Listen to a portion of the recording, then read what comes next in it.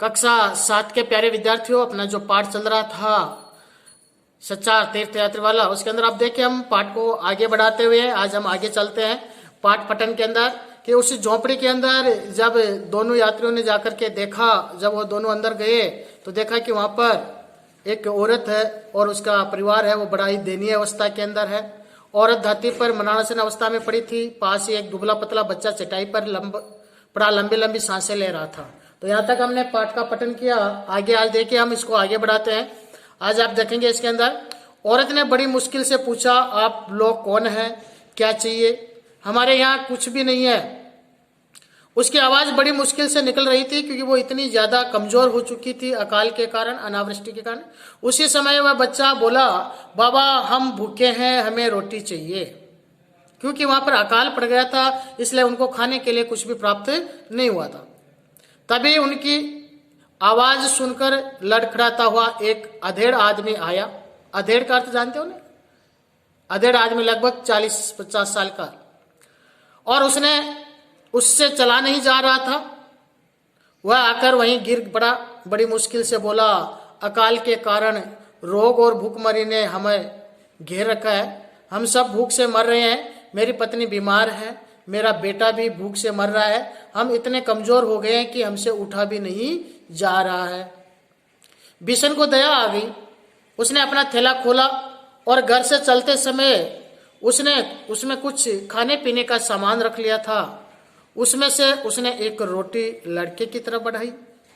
लड़का रोटी पर टूट पड़ा क्योंकि काफी दिनों बाद उसको रोटी दिखाई दी थी, इसलिए टूट पड़ना मुहावरा है। यानी उसने उसको उनके हाथ से छीन लिया और देखते ही देखते उसे चट कर गया। चट कर जाना यानी खा गया। उसने उस महिला और पुरुष को भी खाना दिया। फिर वह कुएं से पानी भर लाया और उन्हें पिलाया। किशन झोपड़ी के बाहर बैठा था। बिशन ने उसे सारा हाल कह सुनाया। उसने कहा, मुझे लगता है इन्हें छोड़कर जाना ठीक नहीं है। बेचारे मर जाएंगे, इनकी सेवा करनी होगी। किशन बोला, क्या हम इस गंदी जगह पर रुके रहेंगे, इस दलदल के अंदर, इन पीड़ित लोगों की इन झोपड़ियों में? हमें तो तीर्थ यात्रा पे जाना था, तीर्थ यात्रा के लिए हम तो आए। ऐसा किया तो हम लोग भी बीमार पड़ जाएंगे। व्यर्थ में समय नष्ट करना ठीक नहीं होगा। इन्हें इनके हाल पर छोड़ दो, हमें तीर्थ यात्रा पर जाना है।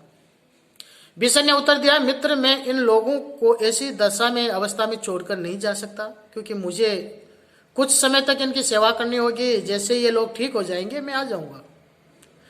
किशन वहां से अकेला ही चल दिया। बिशन ने उसकी खूब सेवा की। घर के लिए आवश्यक चीजें वह स्वयं खरीद लाया क्योंकि झोपड़ी में कुछ भी नहीं था।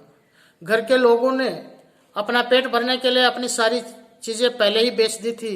1 दिन 2 दिन और फिर 3 दिन बीत गए। उसे समझ नहीं आ रहा था कि वह क्या करे। एक तरफ वह सोचता ही उसे जाना चाहिए, तो दूसरी तरफ उसे लोगों की दशा देखकर उसका हृदय भर आता था। उसने दूध के लिए उन लोगों को एक गाय खरीद कर दी। खेत जोतने के लिए 2 बैल खरीद दिए। साथ ही अगली फसल तक के लिए अनाज खरीद कर रख दिया। उसे पता चला कि गांव के साहूकार के पास उनका खेत गिरवी रखा हुआ है। उसने साहूकार से बात की और ब्याज सहित पैसे देकर खेत भी छुड़वा दिया। फिर हल बैलों से खेती की।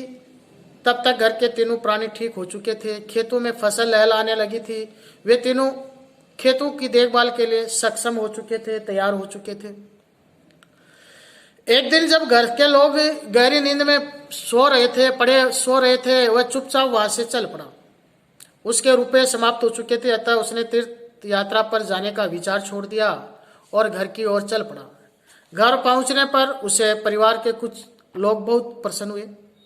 घर वालों के पूछने पर उसने इतना कहकर टाल दिया कि ईश्वर की इच्छा नहीं थी कि मैं वहां जाऊं। दूसरा, मेरा सारा धन रास्ते में समाप्त हो गया, इस कारण मैं बीच रास्ते ही लौट आया। उधर किशन शीघ्रता से हरिद्वार पहुंच गया। वहां पहुंचकर वह एक बड़े मंदिर में गया और वहां पर बड़ी भीड़ थी। उसने सदैव अपने धन की चिंता लगी रहती थी। पूजा के समय वह टंटोल कर देख लेता कि कहीं भीड़ में कोई उसकी जेब न काट ले। प्रार्थना में उसका मन नहीं लगा रहा। मंदिर के भीतर भाग में दीपक जल रहे थे। दीपकों के प्रकाश के बीच उसने ऐसा दृश्य देखा जिससे वह आश्चर्यचकित रह गया। वहां उसे एक वृद्ध पुरुष की झलक दिखाई दी। वह बिल्कुल विषण की तरह था।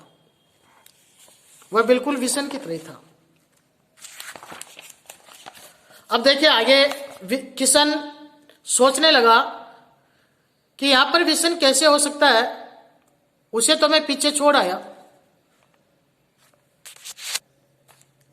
तो इस तरह से पीछे छोड़ आया था।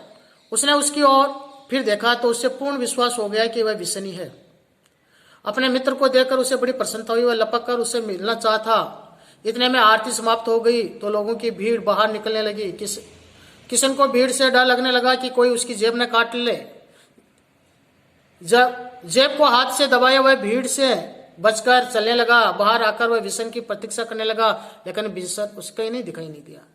कुछ ही देर के बाद जब भीड़ पूरी तरह से छट गई तो वह मंदिर में वापस गया, लेकिन उसे विषण भी नहीं दिखाई दिया। निराश किशन फिर उस दूसरे मंदिर में गया। वहां उसने विषण को भगवान की मूर्ति के पीछे खड़ा देखा। वह फिर खुश हो गया, लेकिन उसके देखते ही देखते विषण फिर अंतर्ध्यान हो गया।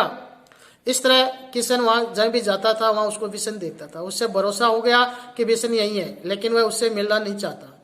किशन हरिद्वार में काफी समय तक रहा। वहां प्रतिदिन मंदिर जाता, अपने मित्र को यहाँ वहां किसी न किसी स्थान पर खड़ा पाता। किशन तीर्थ यात्रा समाप्त की और अपने घर की ओर चला गया। रास्ते में वह उसी झोंपड़ी में पहुंचा जहां विषण रुका था। उसने दरवाजे पर वृद्ध महिला खड़ी दिखाई दी। वह बोली, आइए बाबा, हमारे साथ ठहरिए और भोजन कीजिए। हम सदा अपने यहाँ यात्रियों का स्वागत करते हैं। एक यात्री ने हमारे प्राणों की रक्षा की थी। किशन समझ गया कि महिला विषण के बारे में ही बता रही है। उसके बारे में पूछने पर महिला ने कहा, मुझे नहीं पता कि वह कौन था। वह अवश्य कोई देवदूत रहा होगा।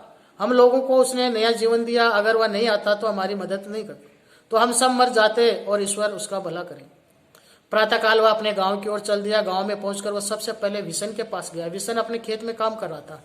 विषण को देखकर उसने कहा, नमस्कार किशन, कैसे हो? कैसे रही तुम्हारी यात्रा? आशा है तुम अपनी यात्रा सकुशल पूरी करके आए होंगे। किशन बोला, मेरा शरीर तो वहां अवश्य पहुंच गया, परंतु मेरी आत्मा वहां पहुंच सकी उससे मुझे संदेह है। मुझे पूरा विश्वास है कि तुम्हारी आत्मा वहां अवश्य पहुंच गई। मैंने तुम्हें साक्षात कई मंदिरों में के भीतर खड़े देखा था। तुम्हें सच्चे तीर्थयात्री और ईश्वर के प्रिय हो। मैं समझ गया हूँ कि जीव सेवा ही सच्ची ईश्वर सेवा है। दीन दुखियों की सहायता करना ही सच्ची तीर्थ यात्रा है। इसलिए हमें इधर उधर मंदिरों में भटकने के बजाय गरीब लोगों की सहायता करनी चाहिए। इस पाठ से हमें यही शिक्षा मिलती है। आज आपको होमवर्क के लिए इन पाठों में से कुछ पाठ है वो आपको करने हैं। प्रश्न उत्तर आओ करें 1, यह आज आपको होमवर्क के अंदर इसमें करना है। आज के लिए इतना ही। नमस्कार।